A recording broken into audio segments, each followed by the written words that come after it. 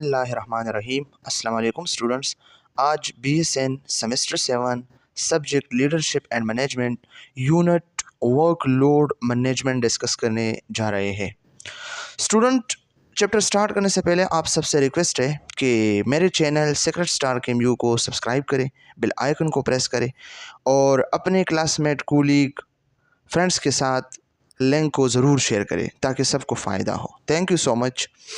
Workload management. Student, सबसे पहले हमने वर्कलोड को डिफाइन करना है कि what is workload. The amount of work assigned to or expected from a worker in a specified time period. एक मखसूस काम का मकदार या किसी वर्कर से एक ख़ास टाइम में काम का तवक्का करना कि ये इसके लिए टाइमिंग है। For example 8 to 2, okay, 8 to 2 PM ये इसका टाइम है और इसका टास्क है पेशेंट का केयर करना, एक नर्स का फॉर एग्ज़ाम्पल। तो ये है एक नर्स के लिए वर्क लोड। एक ख़ास टाइम में इसका एक ख़ास ड्यूटी, ओके, इसने जो है करना है। तो ये हमारे पास क्या है, ये वर्क लोड है। ओके, वर्क का लोड कितना, काम का जो है इस पे लोड है। और मैनेजमेंट किया है वर्कलोड मैनेजमेंट, जो वर्कलोड करता है एक वर्कर। ओके, तो इसको किस तरह मैनेज किया जाता है, इसकी मैनेजमेंट किस तरह करनी है। फॉर एग्जांपल हमारे पास एक वार्ड है, डे केयर है, इसमें हमारे पास है 5 नर्सेज। तो इस 5 नर्सेज को आपने डिवाइड करना है। नाइट पे इसने ड्यूटी करना है, मॉर्निंग पे इसने ड्यूटी करना है, इवनिंग पे इसने ड्यूटी करना है और एक है इसमें हेड नर्स। ओके, तो ये हमारे पास क्या है, वर्कलोड मैनेजमेंट। किस तरह आप वर्क के जो लोड है इसको किस तरह आप मैनेज कर सकते हैं। Okay, the process of organizing and distributing tasks and responsibilities among nursing staff to ensure that patient care is delivered efficiently and effectively। ये हमारे पास एक ऐसा प्रोसेस है जिसमें हम ऑर्गेनाइजेशन करते हैं, डिस्ट्रीब्यूशन करते हैं मुख्तलिफ़ किस्म के टास्क के, मुख्तलिफ़ किस्म के टास्क रिस्पॉन्सिबिलिटी को हम क्या करते हैं, ऑर्गेनाइज करते हैं, तरतीब देते हैं, इसको हम डिस्ट्रीब्यूट करते हैं मुख्तलिफ़ किस्म के नर्सिंग स्टाफ्स के बीच में। ओके, ताकि अच्छे से वो एफिशिएंटली और इफ़ेक्टिवली केयर डिलीवर करे। ओके, तो इसका मकसद क्या है, मेंटेनिंग क्वालिटी ऑफ केयर, ताकि क्वालिटी ऑफ केयर हो। इम्प्रूविंग पेशेंट आउटकम, ताकि पेशेंट के आउटकम में इम्प्रूवमेंट हो।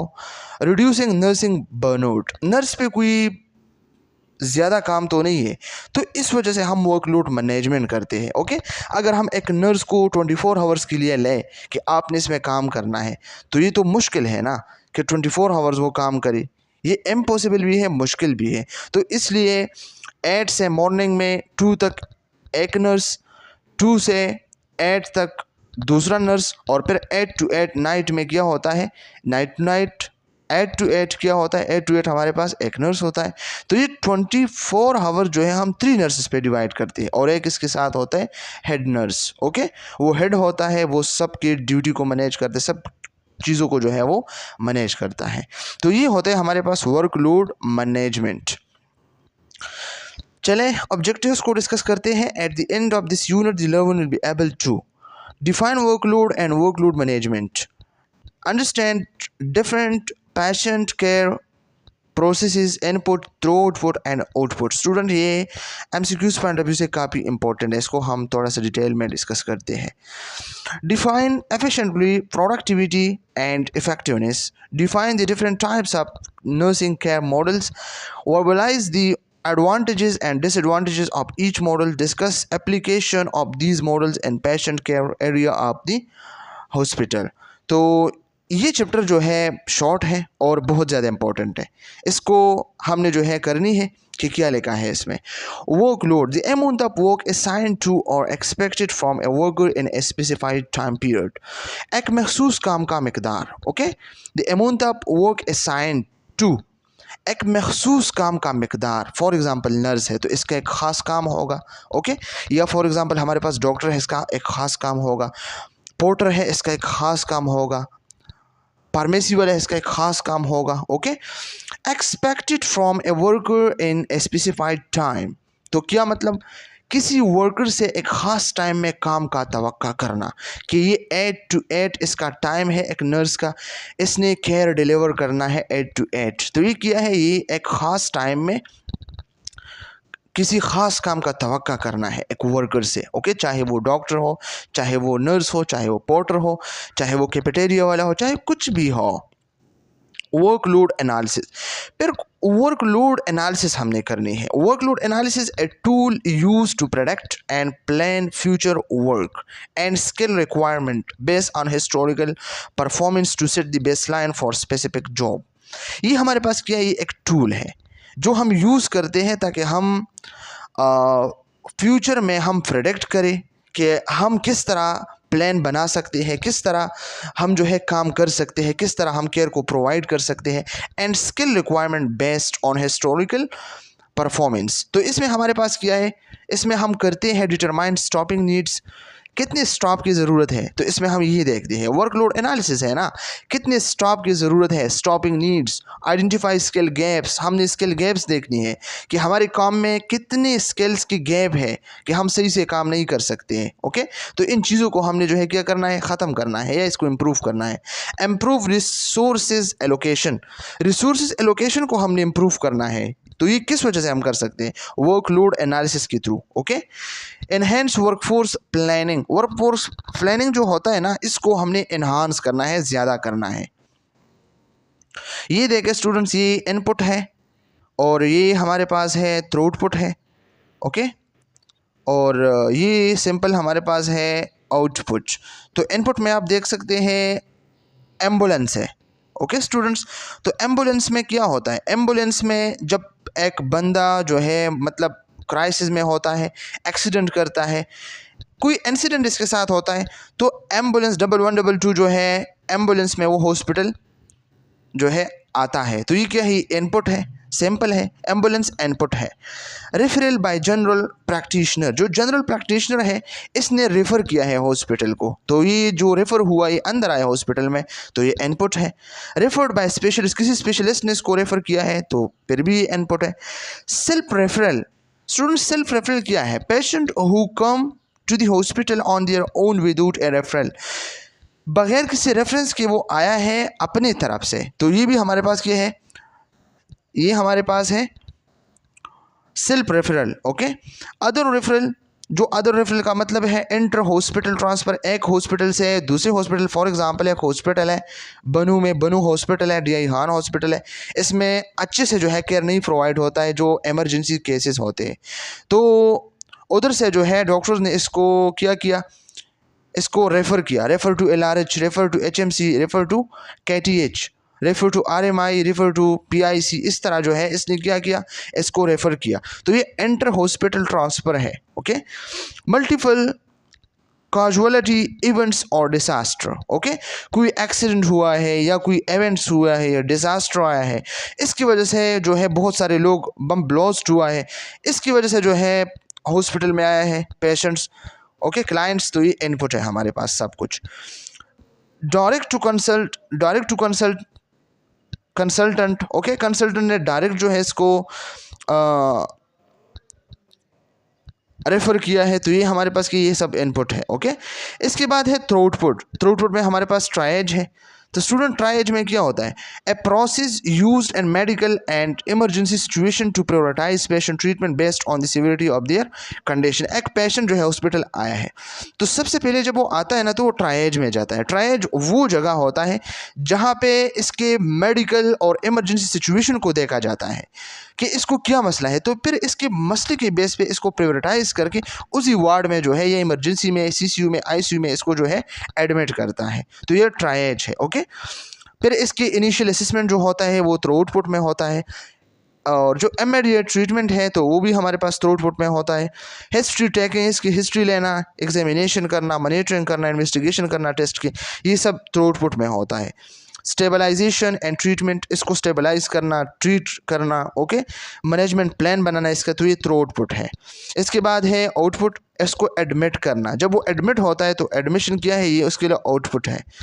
रेफरल टू जनरल प्रैक्टिशनर, इसको जनरल प्रैक्टिशनर को रेफ़र करना, हॉस्पिटल से इसको रेफ़र करना, तो ये क्या है, ये हमारे पास जनरल, ये हमारे पास क्या है, आउटपुट है।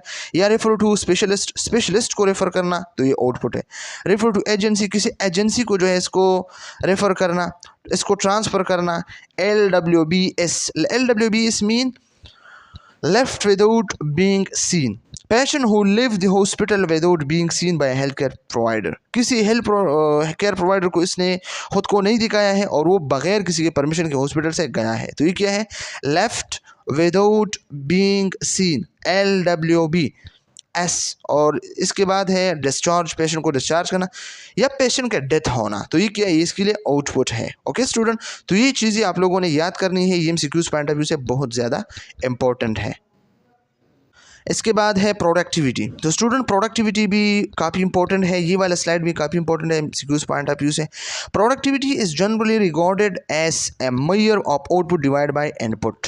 आउटपुट को आपने इनपुट पे डिवाइड करना है, तो इससे जो रिजल्ट आएगा हमारे पास होगा प्रोडक्टिविटी। फॉर एग्जांपल मैं बात करता हूँ, प्रोडक्टिविटी क्या है? आपने मेहनत किया, फॉर एग्जांपल आप FSC में हुए, आपने मेहनत किया, एग्ज़ाम दिया, एग्ज़ाम में आपने मार्क्स लिया 1200 में 1100, तो ये 1100 को आपने लिखना है, 1100 को, और टोटल कितने में लिया? 1200 में। ओके, आपने क्या किया? इतना लिया, इतने में आपने इतना लिया। ओके, तो इसको डिवाइड करना, इससे जो रिजल्ट आएगा ये आपका होगा प्रोडक्टिविटी। ओके, ये आपका प्रोडक्टिविटी है कि मैं इतना प्रोडक्टिव हूँ, मैंने इतना मेहनत किया, मैंने इतना काम किया है, मैंने इतने मार्क्स लिए हैं। ओके, तो इस तरह अगर हम बात करें प्रोडक्टिविटी की, अगर हम बात करें तो इसमें जो आउटपुट है, ओके, इसको डिवाइड करना है इनपुट में। आपने इनपुट किया, कितना दिया था, और आउटपुट कितना मिला। ओके, आपने इनपुट ट्रीटमेंट किस तरह किया था, केयर किस तरह प्रोवाइड किया था, और पेशेंट किस तरह ठीक हो गया। ओके, पेशेंट का कंडीशन क्या है, तो output divide by input is equal to productivity. आप कितने प्रोडक्टिव हो, अगर इनपुट ज़्यादा दिया हो, आउटपुट कम हो, ओके, तो आपका प्रोडक्टिविटी कम है। अगर इनपुट कम दिया है, आउटपुट ज़्यादा आया है, तो आपका प्रोडक्टिविटी ठीक है। ओके, तो इस तरह हमारे पास जो है ये चीज़ें काफ़ी इंपॉर्टेंट है MCQs पॉइंट ऑफ व्यू से। ओके स्टूडेंट, तो इसके बाद है efficiency. Efficiency is a measure of how will you do those things. इन चीज़ों को आप किस तरह, इन चीज़ों को आप कितने अच्छे से जो है मेजर कर सकते हैं, ये हमारे पास है efficiency. Efficiency is a measure of how well you done those things. इन चीज़ों को आप कितने अच्छे से जो है कर सकते हैं, कितने अच्छे से डन कर सकते हैं। For example, if you are able to get more output from the same input आप दे रहे हैं, कम इनपुट आप दे रहे हैं, कम केयर दे रहे हैं, कम ट्रीटमेंट दे रहे हैं, लेकिन आपका आउटपुट जो है बहुत ज़्यादा अच्छा है, आउटपुट बहुत ज़्यादा अच्छा है, पेशेंट की कंडीशन बहुत ज़्यादा अच्छा है, तो you are said to the have increased efficiency. आपकी एफिशिएंसी बहुत ज़्यादा है। ओके, आपकी एफिशिएंसी ज़्यादा है, आप कम मेहनत करते हैं लेकिन क्वालिटी वाला मेहनत करते हैं, क्वालिटी वाला स्टडी करते हैं। ओके, 24 आवर्स में आप तकरीबन 2 आवर्स स्टडी करते हैं लेकिन कमाल की स्टडी करते हैं, तो आपका जो, और आपका रिजल्ट जो है आता है 4/4 GPA आता है, 4.5 से आप एबो हो, या फॉर एग्ज़ाम्पल 1100 में आपके मार्क्स 1000 है, तो इसका मतलब है आपके जो एफिशिएंसी है वो इंक्रीज़ है। ओके, दूसरा बंदा जो है बहुत ज़्यादा बुक जो है देखता है, बहुत ज़्यादा मेहनत करता है, लेकिन इसकी स्टडी की क्वालिटी नहीं है, वो क्वांटिटी है। ज़्यादा स्टडी करता है और बाकी इसको बिल्कुल समझ नहीं आता है कि मैं क्या देख रहा हूँ, क्या मैं स्टडी करता हूँ। तो अगर इसका रिजल्ट ख़राब है, तो इनपुट ज़्यादा है लेकिन आउटपुट कम है, तो इसका मतलब है एफिशिएंसी कम है। ओके, तो कितने अच्छे से मैं इन चीज़ों को परफॉर्म करता हूँ, ये है एफिशिएंसी। इफेक्टिवनेस क्या है? Effectiveness is a measure of doing the right thing. ठीक चीज़ को डन करना। ओके, किसी ठीक चीज़ को करना या किसी ठीक चीज़ के करने की पैमाइश करना, ये हमारे पास के ये इफेक्टिवनेस है। यहाँ पे शॉर्टकट में लिखा है प्रोडक्टिविटी किया है output divide by input, output को इनपुट पे डिवाइड करना है। एफिशिएंसी में लिखा है डूइंग थिंग्स राइट। ओके, चीज़ों को अच्छे से करना, अच्छे से चीज़ों को परफॉर्म करना। ओके, अच्छे से चीज़ों को परफॉर्म करना student, point to be noted, doing things right, चीज़ों को अच्छे से परफॉर्म करना, IV कैनुलेशन अच्छे से परफॉर्म करना, इंजेक्शन अच्छे से लें, ड्रेसिंग अच्छे से करना, वाइटल साइन अच्छे से चेक करना। ओके, तो doing things right. Okay, effectiveness क्या है? डूइंग द राइट थिंग्स, सही काम करना, सही काम करना, इसमें फ़र्क है दोनों में। Doing the right thanks student, point to be noted, MCQs point of view से काफ़ी इंपॉर्टेंट है। डूइंग द राइट थिंग्स, सही काम करना, कोई गलत काम नहीं करना। ओके, तो ये है productivity, efficiency, effectiveness. Principles of nursing care delivery models, इसमें नंबर फर्स्ट है होलिस्टिक अप्रोच। होलिस्टिक अप्रोच में क्या है, नर्स ने इसी तरह जो है इसका केयर करना है कि फिजिकली भी इसमें हो, इमोशनली भी इसके केयर करना है, सोशली भी, स्पिरिचुअली भी। ओके, जब वो केयर प्रोवाइड करता है। इसके बाद है हमारे पास nursing care should be based on a helping relationship. इसका मतलब है establishing a therapeutic relationship between patient and nurse. Patient nurse के बीच में थेराप्यूटिक रिलेशनशिप एस्टेब्लिश होना चाहिए ताकि वो ट्रीटमेंट पॉइंट ऑफ व्यू से हो, केयर पॉइंट ऑफ व्यू से हो। Okay, It is the unique function of the nurse to provide nursing care according to client needs. Client की needs के मुताबिक आपने जो है क्या करना है, आपने इसको नर्सिंग केयर प्रोवाइड करना है। ओके, ये बहुत ज़्यादा इंपॉर्टेंट बात है। The nurse should take on active role in initiating and managing patient care. Okay, इसके बाद है हमारे पास the aspect of patient care has to be initiated and controlled by nurse.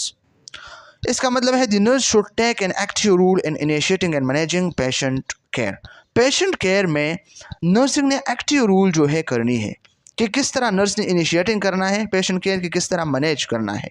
तो ये क्या है, ये हमारे पास एक एक्टिव रोल होना चाहिए। There should be justification for selecting each delivery system. इसका क्या मतलब है, ये जो प्रिंसिपल है ये इंडिकेट करता है कि केयर डिलीवरी सिस्टम किस तरह हम जो है चॉइस करते हैं। केयर डिलीवरी सिस्टम में हमारे पास प्राइमरी नर्सिंग है, टीम नर्सिंग है, जो आगे हम डिस्कस करने वाले हैं। ओके, तो ये जो है साउंड रीजनिंग एंड एविडेंस के बेस पे हमने डिस्ट्रीब्यूट करने हैं। ओके, साउंड रीजन, इसका रीज़न क्या है, ओके, एविडेंस क्या है, हमारे पास कोई दलील है या नहीं। तो इस तरह हमने जो है डिलीवरी सिस्टम को जो है सेलेक्ट करना है, इसको जस्टिफिकेशन के लिए। ओके, जस्टिफिकेशन इसकी ज़रूरी है। Before planning care organizational policies to be considered. Plan बनाने से पहले आपने ऑर्गेनाइजेशन पॉलिसीज को कंसिडर करनी है। ये WHO 2009। ओके, ये इससे patient care delivery system, patient care की जो डिलीवरी सिस्टम है इसको डिस्कस करते हैं। A template for organizing and providing care to patient. Template क्या है, ये एक ढांचा है हमारे पास। ओके, किस चीज़ के लिए, ऑर्गेनाइजेशन या organizing and providing care to patient. Patient की केयर को किस तरह हमने ऑर्गेनाइज करना है, किस तरह हमने प्रोवाइड करना है, इसके लिए कैसी तरतीब हमने बनाना है, ये क्या है, पेशेंट केयर डिलीवरी सिस्टम है। इसके बाद है the delivery system used in one of the most powerful tool as manager has creating an environment of stability. तो डिलीवरी सिस्टम जो है जो यूज़ होता है, तो ये क्या है, one of the most powerful tool. Okay, ये मोस्ट पावरफुल टूल है। A manager has is creating an environment, manager ने ऐसा एनवायरनमेंट क्रिएट करना है जिसमें स्टेबिलिटी हो विद इंक्रीज प्रैक्टिबिलिटी।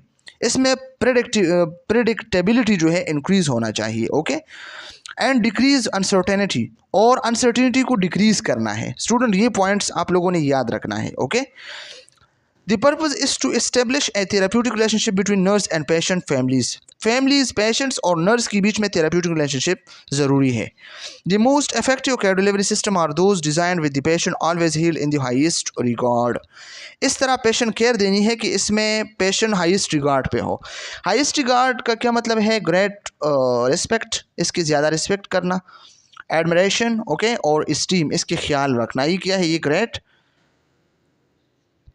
या हाईएस्ट रिगार्ड है। ओके, इसके बाद है हमारे पास major types of nursing care delivery system. Okay, तो ये चैप्टर के लास्ट है और इसी के साथ साथ हमारा चैप्टर एंड होगा, लेकिन हम इसको वन बाय वन जो है डिस्कस करते हैं। इसमें हमारे पास होगी total patient care, functional nursing, team और modular nursing, primary nursing, patient centered care, case manager. Number first है हमारे पास टोटल पेशेंट केयर। तो स्टूडेंट, टोटल पेशेंट केयर का क्या मतलब है?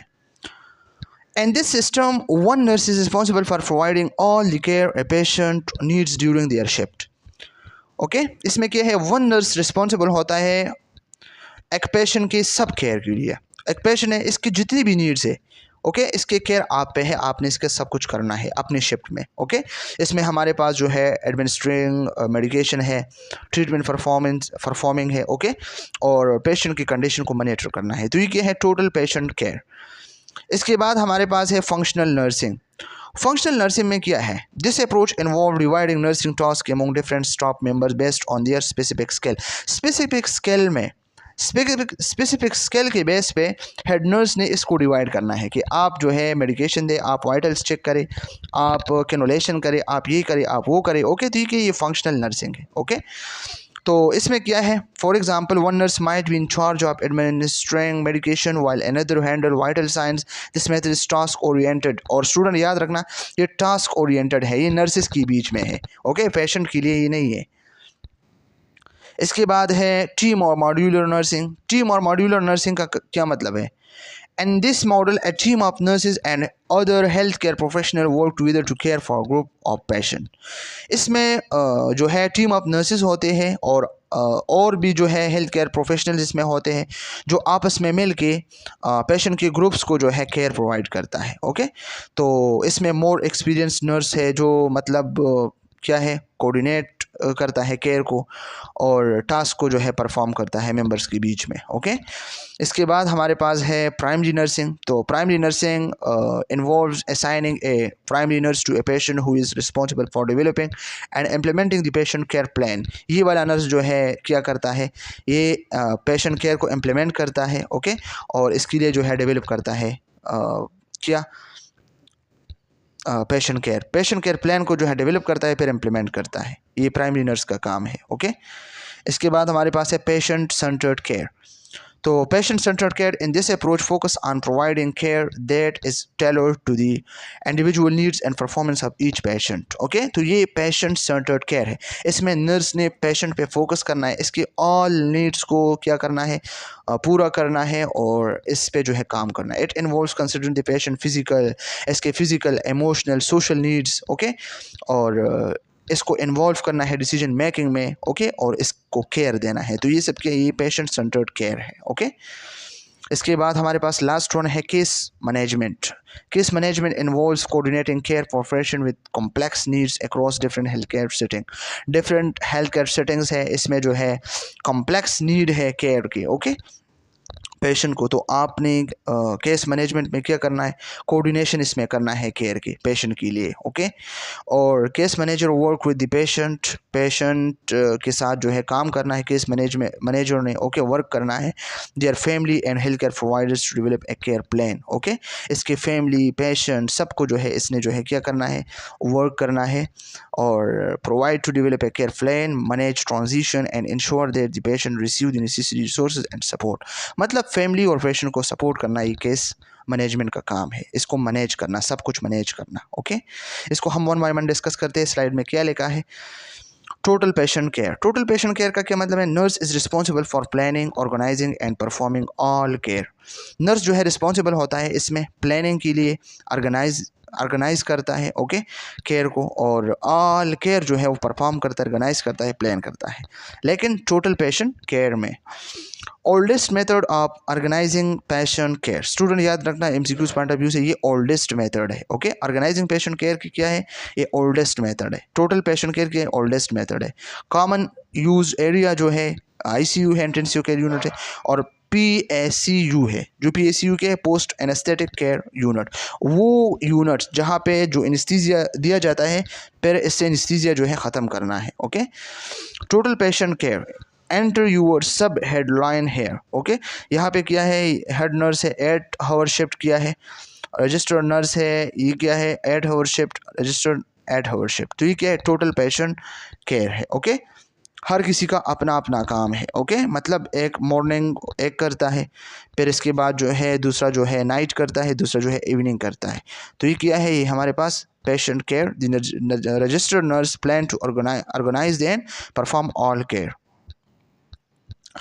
टोटल पेशेंट केयर के एडवांटेजेस भी है, डिसएडवांटेजेस भी है। एडवांटेजेस में क्या है, care is provided economically and efficiently, means can be cost effective, ये बहुत कम पैसों पे होता है, मुनासिब, by minimizing the number of RN needed, और इसमें रजिस्टर्ड नर्सेस का जो है मिनिमम अमाउंट जो है ज़रूरी होता है उस ओके, क्योंकि इसमें पेशेंट्स को एक नर्स जो है प्रोवाइड किया जाता है ताकि इसके सब नीड्स को जो है पूरा करता है। Minimum number of RNs required, इसमें रजिस्टर्ड नर्सेस के जो है नंबर जो है कम जो है रिक्वायर होता है। टास्क और कंप्लीट क्विकली, और टास्क जो है क्विकली कंप्लीट होता है ओके। डिसएडवांटेजेस क्या है? may not be efficient and may not be practical in the labor shortage, mean total patient care may not work well when there is a shortage of nurses। जब nurse की shortage है तो total patient care जो है सही से अच्छे से नहीं होता है okay. Care giver feel unchallenged, और जब एक तरह जो है एक साइड पे जो है नर्स काम करता है, फॉर एग्जांपल एक नर्स है, वो बस जस्ट जो है कैनुलेशन करता है, जस्ट जो है इंजेक्शन देता है, जस्ट जो है पेशेंट की काउंसलिंग करता है, जस्ट जो है ड्रेसिंग करता है, ये 4 काम जो है हॉस्पिटल में बार बार करता है, तो ये ख़ुद को अनचैलेंज जो है फील करता है कि बस मेरे लाइफ में कुछ और नहीं है, जस्ट ये 4 काम है। तो फिर वो क्या होता है, वो डिससेटिस्फेक्शन में जाता है ओके। डिससेटिस्फेक्शन और लैक ऑफ मोटिवेशन, उसको मोटिवेशन ख़त्म होती है कि मेरे लाइफ में तो और कुछ काम है नहीं, बस यही मेरे किस्मत में लिखा हुआ है। अगर कहीं पे कोई माइलस्टोन है, अच्छा हॉस्पिटल है, एक काम करता है, दूसरा मौका मिलता है, तीसरा मौका मिलता है ओके, इस तरह न्यू न्यू चीज़ें सीखते हैं, तो ये बंदा जो है सेटिस्फेक्शन में होता है और मोटिवेट होता है। लेकिन एक काम बार बार करना, 4 साल तक करना, 5 साल तक करना, बंदा जो है क्या होता है, बोर हो जाता है okay. Functional nursing, student functional nursing का क्या मतलब है कि हेड नर्स ने क्या करना है, नर्सिस को स्पेसिफिक काम के बेस पे जो है इसको डिवाइड करना कि आपने जो है ओरल मेडिकेशन देनी है, आपने ट्रीटमेंट एडमिशन करनी है, आपने IV मेडिकेशन, आपने वाइटल साइन, आपने हाइजीन सप्लाईज करनी है ओके। तो ये क्या है, ये फोकस नर्सिंग है, और फंक्शनल नर्सिंग है, और मैंने क्या कहा, टास्क ओरिएंटेड है ओके। हेड नर्स का काम है अपने बंदों के साथ, नर्सिस के साथ ओके। इसमें चार्ज नर्स होता है, चार्ज नर्स क्या करता है, LPN LVN। LPN क्या है, LPN mean license practical nurse, वो जो प्रैक्टिकल नर्स हो, bed sider okay. LVN licensed vocational nurse okay, ये वोकेशनल नर्स होता है ओके। तो ये दोनों जो है चार्ज नर्सेस को कहते हैं कि आपने क्या करना है, आपने ओरल मेडिकेशन देनी है ओके। चार्ज नर्स जो है रजिस्टर्ड नर्स को कहते हैं, जो फर्स्ट रजिस्टर्ड नर्स इसको कहते हैं कि आपने ट्रीटमेंट एडमिशन्स करनी है ओके। 30 पेशेंट्स हैं वार्ड में, और चार्ज नर्स ने तीसरी को कहना है RN2 को कि आपने क्या करना है, रजिस्टर्ड नर्स 2 को, कि IV मेडिकेशन आपने देना है ओके। और रजिस्टर्ड नर्स ने जो है जो NA है, जो नर्सिंग असिस्टेंट है, इसको कहना है कि आपने वाइटल साइंस चेक करनी है ओके। और चार्ज नर्स ने जो है NA नर्सिंग असिस्टेंट को कहना है कि आपने हाइजीन सप्लाईज करना है, इसको ड्रेसिंग करना है ओके, बेड मेकिंग करना है, ये सब आपने करना है। तो ये क्या है, ये फंक्शनल नर्सिंग है। Team nursing, team nursing RN as team leader coordinate care for a group of patient. Team nursing में क्या होता है, रजिस्टर्ड नर्स जो है एज टीम लीडर्स होते हैं ओके, वो coordinates care for a group of patient, group of patient होता है, इसको केयर प्रोवाइड करते हैं okay. Team of nursing evolve in the 1950 में इवॉल्व हुआ है टू इम्प्रूव पेशेंट सेटिस्फेक्शन, ताकि पेशेंट सेटिस्फेक्शन हो, पेशेंट सेटिस्फाई हो okay. Goal was to reduce fragmented care, fragmented care mean lack of continuity in care, care में जब continuity नहीं हो, स्टाफ ज़्यादा है या कम है इसका कोई मतलब नहीं है, लेकिन वो अच्छे से काम नहीं करता, एक काम करता है दूसरा छोड़ता है, तो ये क्या है, ये फ्रेगमेंटेड केयर है। तो अगर टीम नर्सिंग है तो फ्रेगमेंटेड केयर रिड्यूस हो जाएगा, सही से केयर प्रोवाइड किया जाएगा okay. Common use area, most inpatient और एक्यूट केयर वाले जो होते हैं ना, तो ये इसमें होते हैं ओके। इसके बाद हमारे पास है नर्स मैनेजर, तो यहीं पे आप देख सकते हैं nurse manager, the nurse manager oversees the 2 RN team leaders। nurse manager जो है oversees देखते हैं ओके अपने 2 RN लीडर टीम लीडर्स को ओके। और फिर क्या होता है, फिर ये टीम लीडर्स क्या करते हैं, each RN team leaders lead to team of nurses and nursing assistant। फिर ये जो है काम लेता है RN से, रजिस्टर्ड नर्स से, और LPN से ओके, और नर्सिंग असिस्टेंट से ओके। फिर इसके बाद क्या होता है, each team is responsible for caring for a group of patient. फिर हर टीम जो है रिस्पॉन्सिबल होता है एक टीम को या एक ग्रुप ऑफ पेशेंट को केयर देना। ओके, तो इसकी वजह से क्या होता है, इसकी वजह से हमारे पास होता है इम्प्रूव कम्युनिकेशन। ओके, पेशेंट और नर्सेज के बीच में बेटर पेशेंट केयर और एफिशिएंट यूज़ ऑफ स्टाफ को एफिशिएंटली यूज़ करना। इसने इन दोनों पे काम करना है, इसको गाइड करना है, इसने इन दोनों को गाइड करना है और इन दोनों ने इसको जो है गाइड करना है, और इसके रिजल्ट में improve communication, better patient care, efficient use of staff. Okay, तो ये हमारे पास कि ये नर्स मैनेजर का काम है। नर्स मैनेजर ने क्या करना है, सब नर्सों पे जो है इसने मॉनिटरिंग करना है, देखना है कि कौन कैसा काम करता है, सही से करता है, सही से नहीं करता है। तो ये क्या है, हमारे पास नर्स मैनेजर होता है।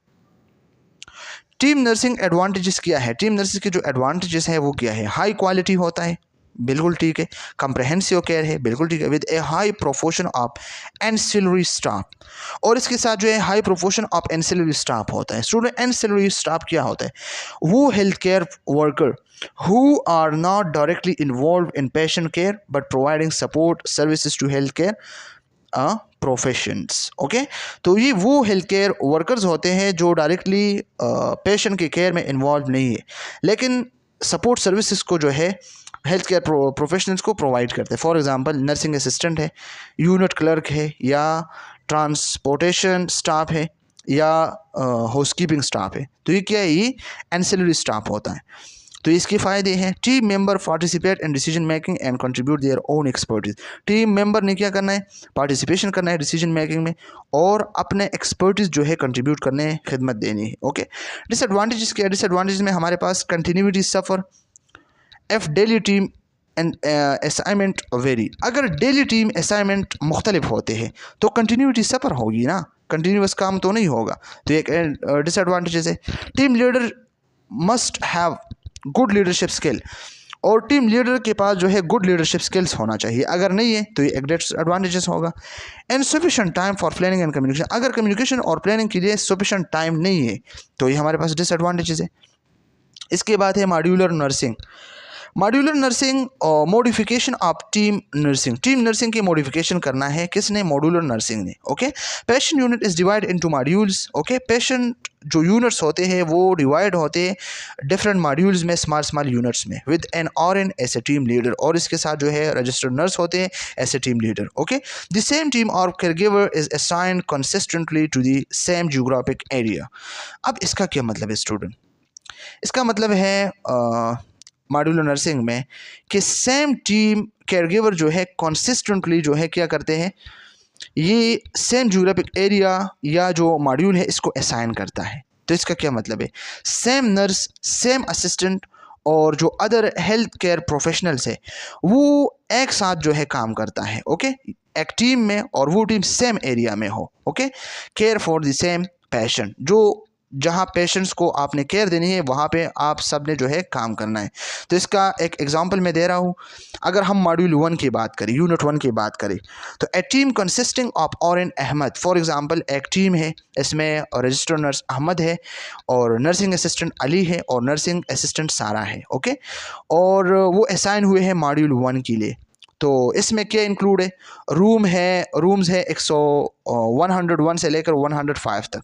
दे work together to care for the patient in the, इस मॉड्यूल में इन तीनों ने आपस में मिल के जो है पेशेंट को केयर देनी है। ओके, तो ये मॉड्यूल 1 है। अब इसके बाद कंसिस्टेंसी की अगर हम बात करें, over the next few days, फिर इसके बाद कुछ दिनों बाद the same team, okay, same team RN Ahmed है, और नर्सिंग असिस्टेंट है अली, और नर्सिंग असिस्टेंट सारा है। Okay, continues to care for the patient in module 1, module में जितने जो है इसने केयर दिया है फिर से केयर देते हैं। एवन इफ न्यू पेशेंट और एडमिटेड टू दिस मॉड्यूल, अगर न्यू पेशेंट एडमिटेड हुआ है, the same team is responsible for their care, तो सेम टीम जो है इसके केयर को रिस्पॉन्सिबल है।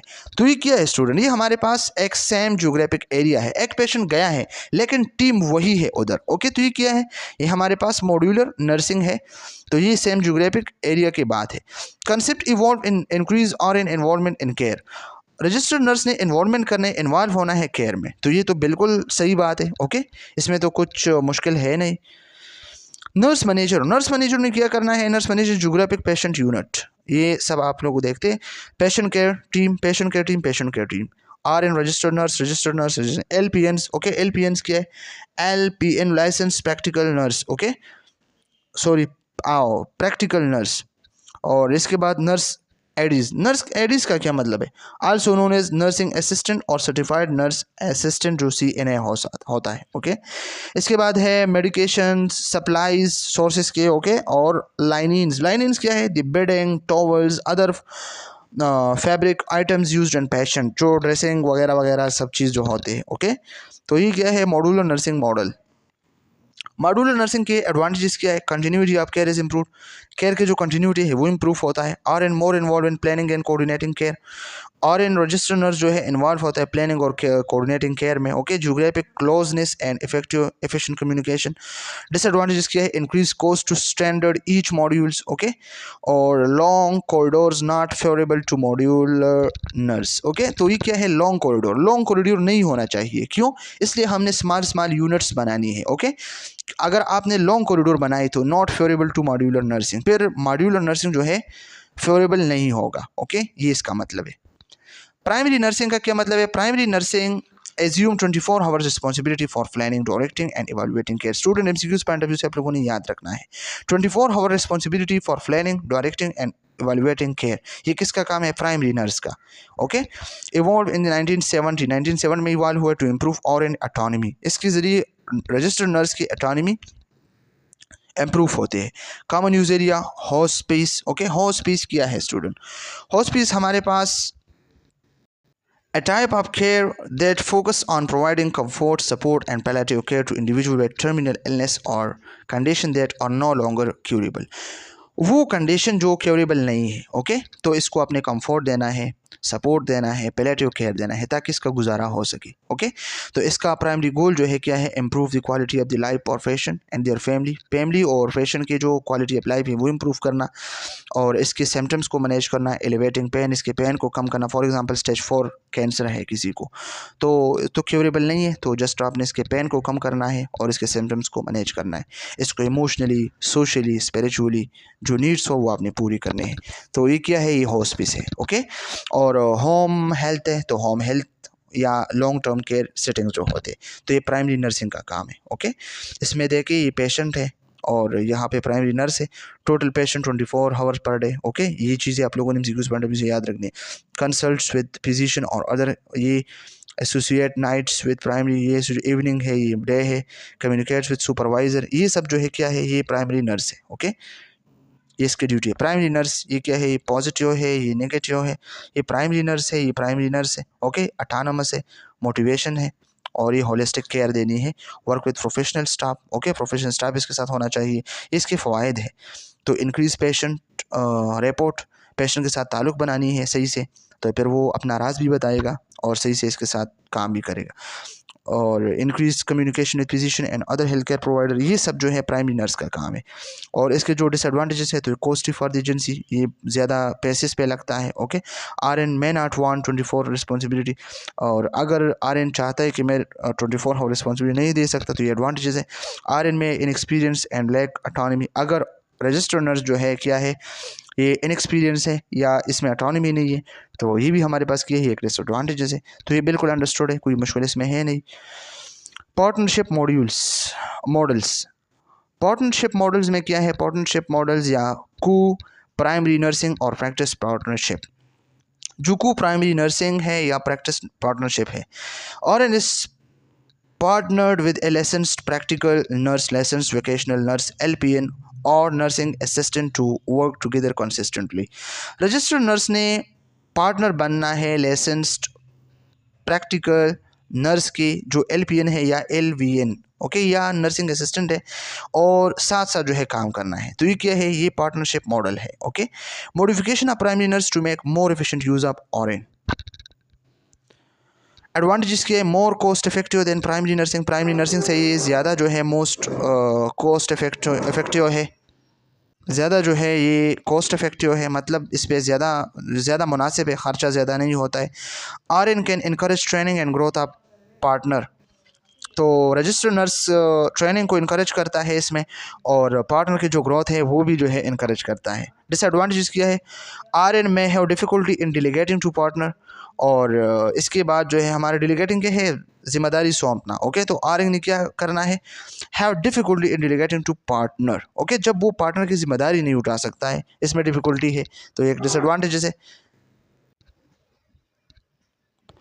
Consistent partnership difficult to maintain due to varied schedule, और कंसिस्टेंट पार्टनरशिप जो है मुश्किल होता है जब शेड्यूल वेरिड होता है, चेंज होता है बार बार। जब शेड्यूल बार बार चेंज होता है, स्केड्यूल बार बार चेंज होता है, तो कंसिस्टेंट पार्टनरशिप मुश्किल होता है, फिर वो सही से नहीं होता है। Patient centered care, patient focused care, वो केयर जिसमें ओनली जो है पेशेंट पे जो है फोकस होता है, पेशेंट सेंटर्ड केयर जो होता है। Recent development in nursing care delivery models, ये रीसेंट डेवलपमेंट है okay nursing care delivery models में। Design to focus on patient needs rather than staff needs, इसमें कोई स्टॉप नीड्स नहीं है, जस्ट पेशेंट नीड्स पे काम करना है। केयर टीम्स और establish for a group of patients. Okay, care team ने क्या करना है, ग्रुप ऑफ पेशेंट्स के लिए जो है इस्टेब्लिशमेंट करनी है। Okay, the care team includes all discipline, इसमें ऑल डिसिप्लिन होते हैं, ऐसा नहीं है कि मैं हूँ वो नहीं है, इस तरह नहीं है, सब जो है इसमें होता है। ये आप देखें, नर्स मैनेजर है, पेशेंट केयर रेस्पिरेटरी सर्विस है, पेशेंट ट्रांसपोर्टेशन है, हाउस कीपिंग है, ECG है, एडमिशन है, डिस्चार्ज है, प्लेबोटमी है या फिज़िकल है, ऑक्यूपेशनल है, स्पीच थेरापी है, सर्विसेज है, फाइनेंशियल काउंसलिंग है, सप्लाई, ये सब जो है पेशेंट के साथ जो है इसने काम करना है। ओके, और इसके एडवांटेजेस भी साफ है। Patient comes into contact with fewer worker. Okay, और worker are unit based and spend more time in direct care activities, ज़्यादा टाइम जो है स्पेंड करता है पेशेंट के साथ, और is accountable for wide range of services and function at high level, cost effective, कम खर्चा होता है। Disadvantages, department other than nursing must willing to accept nursing leadership. Okay, और जो डिपार्टमेंट्स होते हैं नर्सिंग के अलावा, okay, must willing to accept nursing leadership, तो इसने नर्सिंग लीडरशिप को जो है क्या करना है, इसको एक्सेप्ट करना है। ओके, नर्सिंग मैनेजर सुपरवाइजर में टाइप्स ऑफ वर्कर, तो नर्सिंग मैनेजर जो है ओके वो सुपरवाइज करता है मेनी टाइप्स ऑफ वर्कर की ज़्यादा।